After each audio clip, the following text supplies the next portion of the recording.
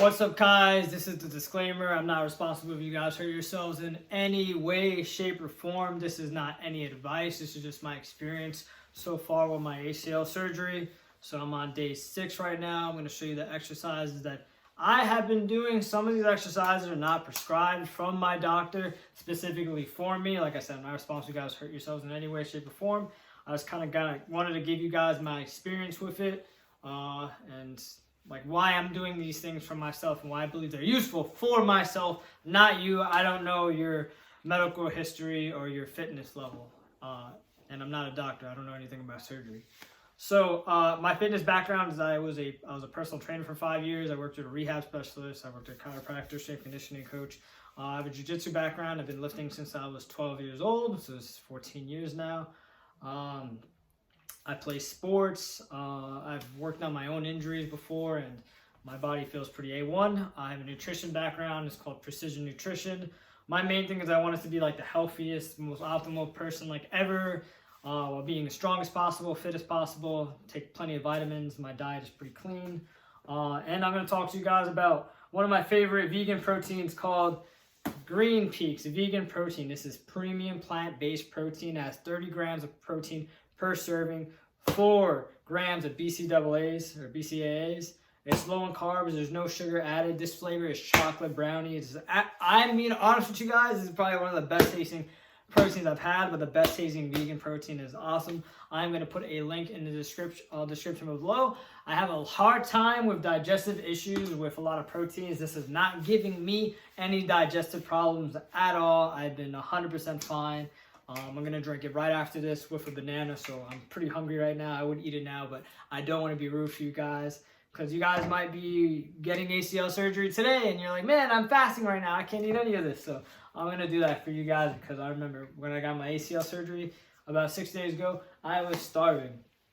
All right, like I said, I'm not responsible if you guys hurt yourselves in any way, shape, or form. I'm not a doctor or a physician, and I don't know your medical background or your history. This is not advice. This is just the experience that I've been going through. So I'll kind of just relapse on like the days before and then what kind of the stuff I'm doing now.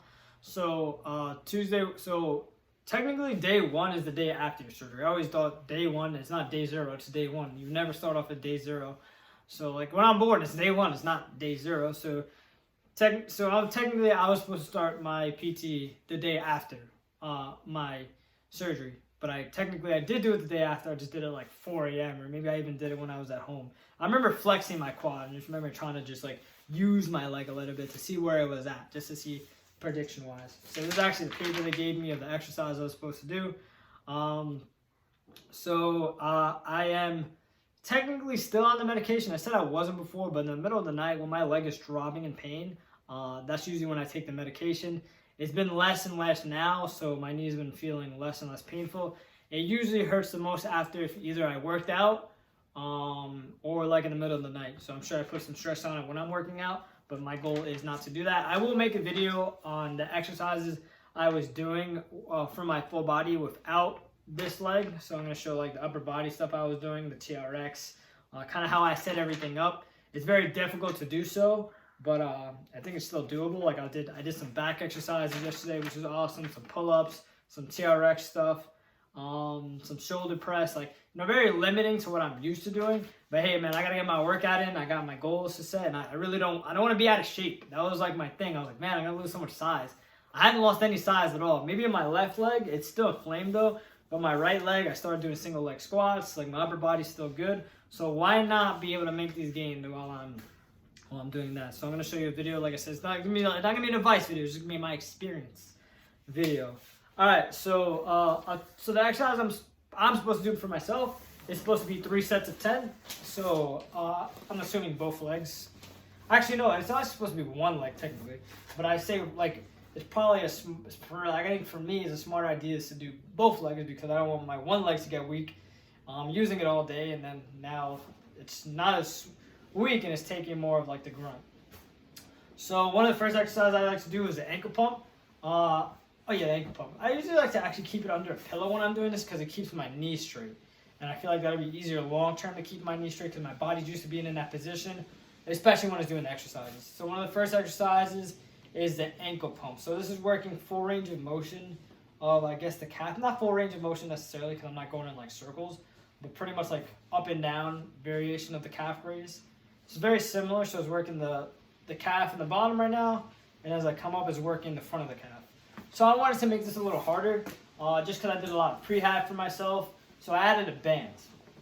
So I put the band like right by my calf. Maybe I'll trap it in my toe, and I was doing kind of like almost like calf raises, like without weight. It's obviously is not much weight as me standing. And then I would do the same thing, 10 on like, or actually I did probably 3 to 4 sets of 20, probably 4 sets because I'm a little bit of a psycho. But I was doing that, so that helped, I believe, just like strengthen my quad, which I think eventually will help me able to walk soon. So I did that one. So very similar, but that one's only working the bottom calf more and it's making it really like easy for the, what's it called, the top of the calf. So what I did is I set up a dumbbell and I put a band right now around the dumbbell. And I did the same thing essentially. Instead of obviously pushing, I'm pulling. And that's right now working the front of my calf muscle, which is promoting more blood flow. So all the nutrients are getting to my leg. So I do the same thing, 4 sets of 20 on that. Maybe more, 4 sets of 30. It kind of depends on how, I want to make sure it's straight, so I don't want to put any stress on the outside of my knee. So yeah, 4 sets of 20, 4 sets of 30. Good for blood flow, and yeah. So those are 2 exercises. And then the other one I've been doing is the quad set. So I like to do the quad set. If I have a wall, it's always obviously useful, but this is gonna add a little bit more core strength. So if I just did it without, like my legs like this, I might fall back if I do it. But so essentially, I'm just gonna use my hands to make it easier. I like to keep my leg on a pillow because it's keeping my knee, the bad knee, as straight as possible. And I'm gonna squeeze my quad as hard as I can. I'm gonna lift my leg up. It's hard to keep the leg straight, but this is strength. Right now, this is strengthening my hip flexor, my quad as well, especially with the brace on. That's gonna add some weight. So it's actually, it's better almost to have, I think to have, I'm supposed to do it with the brace on, but I think the brace actually makes you stronger because it does have weight to it, even if it's 1 or 2 pounds. It adds up after a certain amount of reps, of course. So this is gonna make walking easier. And then the other one, the last one, was a quad set. So basically all I do is, I'm just gonna do it on this leg, squeeze the quad. I'm supposed to do it like a set. It says 10 reps 3 times a day, and I was like, now I'm thinking about it, I'm like, oh man, like I was doing like 90 reps. I was only supposed to do like 30 reps. But yeah. So I ended up doing a lot of reps. But I do want to get my legs strong as possible. I'm able to walk now. I'm not walking like, I'm not walking around like the mall or something, maybe to go walk to grab something real quick. Like I'm able to stand up and actually use my leg to walk. Like it's not that bad. It's definitely not comfortable. I definitely still want to use the crutches.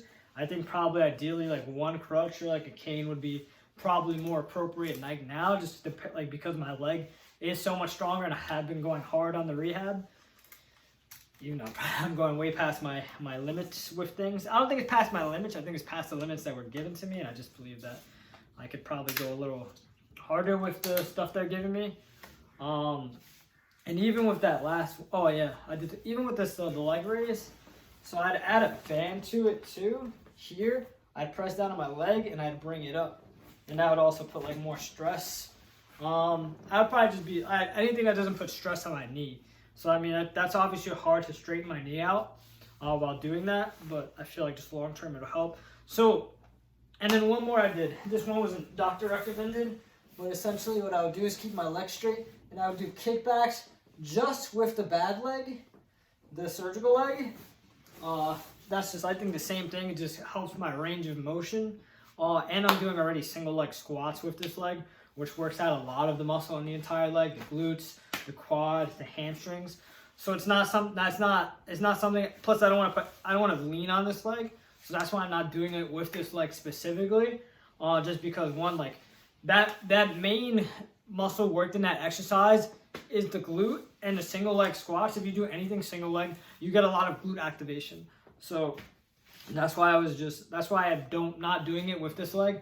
I'm sure I could figure it out, but I just don't think it's something that's like necessary right now. So those are all the exercises I was doing. I will be making upper body video. I think doing legs with 120 ACL is probably not, I don't want to say it's bad, but it could definitely be risky. I just feel comfortable enough because I've been training for so long to do that. I've also used the massage guns, not anywhere close to the knee because I really don't know what the vibration will do, if my body's gonna like that, but like in the upper thigh, the lower part of the leg.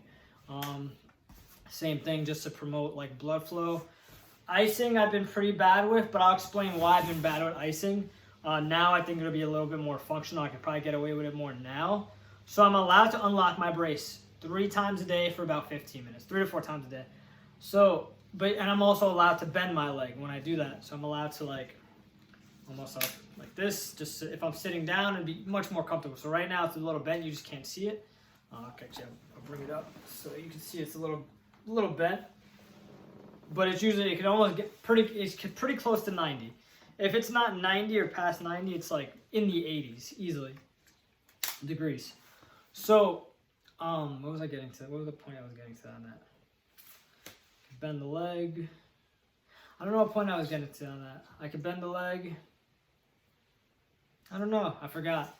Anyways, but yeah, I could pretty much just like bend the leg past there. Oh, with the ice. So I have so actually, because I unwrapped the bandage today because we had to redo it because it was pretty bad. Like it was pretty much falling apart just because I feel like the brace and me taking it on and off so many times, it just scrunched up all the way to like the bottom was pretty low.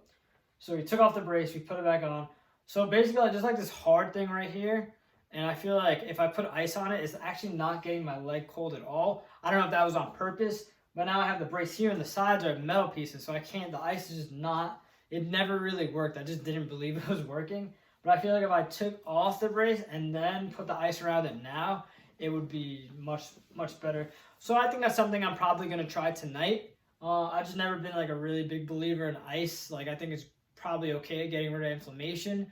But then once you stop icing it, then you have more of a blood flow there, which is what also causes inflammation. And then blood flow is also, like inflammation is bad, but blood flow is good because it also has nutrients that's bringing it. Now you're restricting nutrients for going there. So I have this like little debate with ice. I want to buy a stim machine. I want to see how it is first before I make that purchase. So I'm sure next week I'll probably end up using it. My uncle has one, so but I kind of just want to get my own. It's probably just better to have your own things. It's just cool. But yeah, that's pretty much it. Those are the exercises I'm doing. Like I said, I'm not responsible. If you guys hurt yourselves in any way, shape, or form, this is not advice. This is just my experience so far with like my ACL, and like I think that I'm doing a good job at rehabbing it. Maybe I should have done less. Maybe I should have done more. I don't think I should have done more. I think I'm just doing the appropriate amount. I'm working out every other day. I'm doing my pre-ab every day. So I know I'm getting my legs stronger, and my diet is 100% on point. Like I had candy here and there, but everything else out of my diet is like I'm having a protein shake, banana, chicken, brown rice, like broccoli. There's a lot of protein. Protein bars are not the best for you, but it still has nutritional value, and I think that's one of the things that I learned from my nutrition certification. Just trying to be and then taking my vitamins. So I'm just trying to be as optimal as possible. I feel like the working out, even if I'm not touching my leg, like just doing upper body, all that, is good for me mentally. I'll be in a better mood. That'll definitely decrease my chances of getting sick. If my chances of getting sick are lower, then my body can focus on healing my leg as fast as possible. And just having a lot of good support. Like I'm very introverted. I don't like to hang out with a lot of people at one time. Sometimes it really depends, but I have a good social